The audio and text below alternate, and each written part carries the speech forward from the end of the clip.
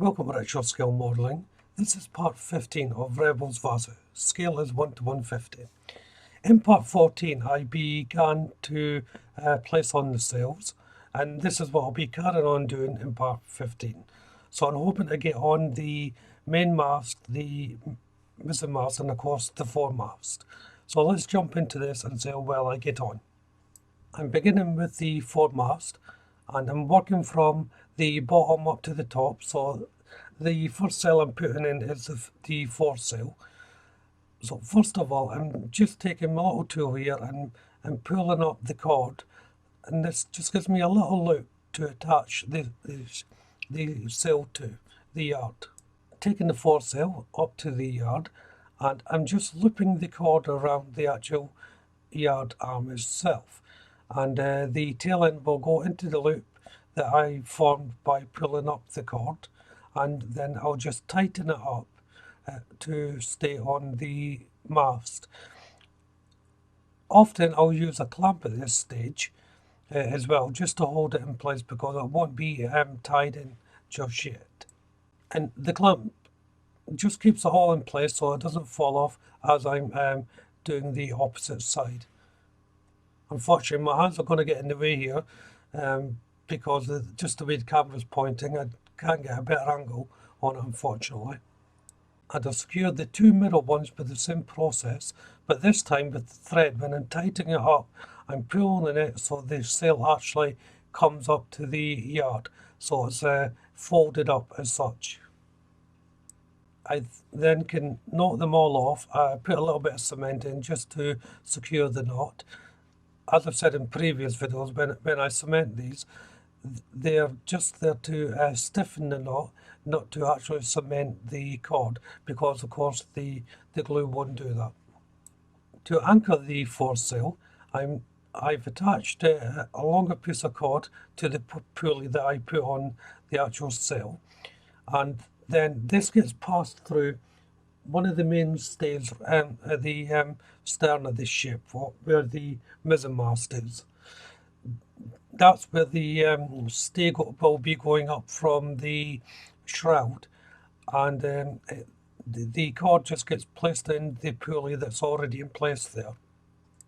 So I'm just pulling it taut so that you can see where it is. There's the pulley, and the cord comes down to the stay. Now I won't be actually knotting and fastening this off just yet. I won't be doing that until the stay is actually attached to the mast.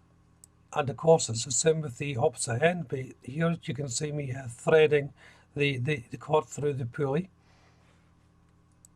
I should mention there's actually two pulleys on this system. There's one from the main cord from the backstay to the sail, and the one on the sail, of course. And I attach them just with a little loop from each pulley. So hopefully you can just make it out there where my fingers are. I'm attaching it now. And it's just a little bit of cord pulled through the eyelet of the pulley into the pulley itself, then back around again. And I'll just knot it off. The knot I'll tend to try and put back inside the pulley to disguise the knot. So if I just flip it on its side, you may be able to get a better look of it. There it is there, the two pulleys that are tied together, and it goes down to the backstay. Now I haven't done any trimming yet, that will happen later on. Next is the lower topsail. Depending on what type of ship you're building, this can actually be the top gallant sail as well. All depends on the configuration of how many yards there is actually on the mast. The name's not that important really anyway. I always say the names just so you can have a better idea what part of the ship I'm working on. But as you can see here, I'm working on the same premises I done the foresail. I've made the little loops, and I'm just tightening them up so they'll stay on here. These sails are a little bit more awkward to work on than the foresail because of the shape of them. One, generally they're larger, so there's more material to gather. I should point out also that when I'm putting these on, I'm making sure I place them underneath the actual rigging itself, not over the top. because the balance will look wrong and you'll end up in lots of problems trying to get the sail into position if you're putting it over the top of the rigging. It's sort of common sense as such, but the amount of times I've done it without thinking, or putting the sail over the top, then having to take it all off and redo it. And actually, I'm having a bit of difficulty fitting this sail, truth be known, just because of the size of it. What I'm looking for is for the two centre parts of the sail to be up against the yard, I should say, as tight as possible, and have a little drop down at the corner parts of the sail. So when I tie them off to the yard and the lower yard, it's got a little bit of a hang down and it can come taut to the yard. Sounds confusing, but it's actually quite easy. It's just awkward in the shape. Of course, you can save yourself all this trouble if you have smaller sails. They don't have to be the proper size if you're having the sails furrowed like I am. You only need half the material as such. But I like to have the full sail.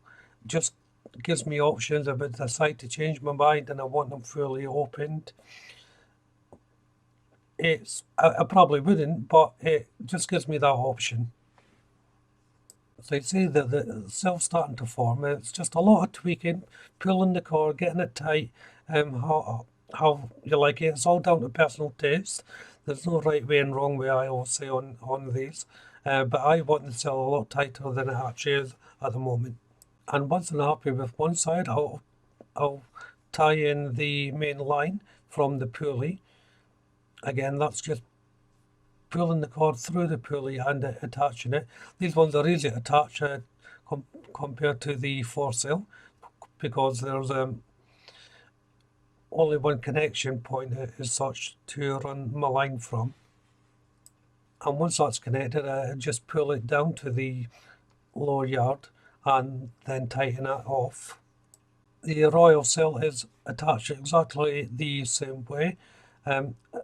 Here I'm just in the process of attaching the main cord to the pulley, then down to the top gallant yard. So as you can see there, I'm just putting it in and tightening it up to how I want it. It's a bit delicate work this, so you have to be patient with it, try not to rush it. So that's the foremast almost done. Now the main mast is rigged and put the sails on exactly the same way. Even the main sail at the bottom, that goes gets connected to the stay like the foresail. So I won't bother showing that because you've already seen it, and I would just be explaining all over again what I've already explained. So I've just finished the main sail. As you can see, exactly the same as foresail. I'll just flip it over there so you can see it all. And of course this brings me to the mizzen mast. But first of all, I'm going to put the spanker sail on. This is this long triangular thing. The first thing I have to do is make sure I get it behind all the rigging that's running up the mast. So I'm just putting the corner right hard against the mast and using my tweezers to pull it through. And once I've got it up against the mast, it's time to tie it into position. So just like the other sails that I've shown you on the foresail, I'm going to be doing a corner on each side, so one end and the other, then concentrating on the middle parts and tying these all up. And once more, I'm trying to get as tight as possible, pulled really taut. So in the process of doing that, as you can see, I've started working from the bottom and up, and these are just the middle sections. I noticed when I was putting it on that I didn't have quite enough cord to do right at the end, so I sewed in a little bit of cord just at the end to tidy that up. One end is connected to the pulley system. It was anchored on the deck. Again, this is just connected through a piece of cord into the pulley. and then pulled taut and tied off. The stern one is passed through the pulley system that I placed in, the extra one that I placed in. So you can see I'm just using my threader to pull the cord through, and that will be going straight back to the spanker mast and secured. I'm just making a little loop there, and that just helps me anchor it. And the last sail to go on the mizzen mast is the top or the royal sail, and again this is placed on the exact same way as all the other sails, apart from obviously the spanker because it's a different shape. And that is all there is to putting the sails on. It's a lot of work. It takes a couple of days to do, but it is worth doing. Now, you can apply the same method if you're having the sails fully opened as well, but you may want to stiffen up the sails a little bit. Have a look at my USS United States for that technique. It may work for you, it may not. It depends on the kit you're building and how strong the masts are. But take a look at that video, and that will be explained a little bit more. And this is where I'll bring the video to an end. The next stages will be placing on the anchors, the shrouds, and the mainstays. So the build's coming along now. It's almost completed, in fact. So yeah, it's getting there. So if you haven't done so already, why don't you check out the channel for my other builds? If you subscribe to the channel, hit that notification bell, and you'll be kept up to date with not only this build, but all my future builds as well, of course. Hit that like button, don't be afraid to leave a comment, and of course you can share the video. But for now, thank you all very much for watching. Bye bye.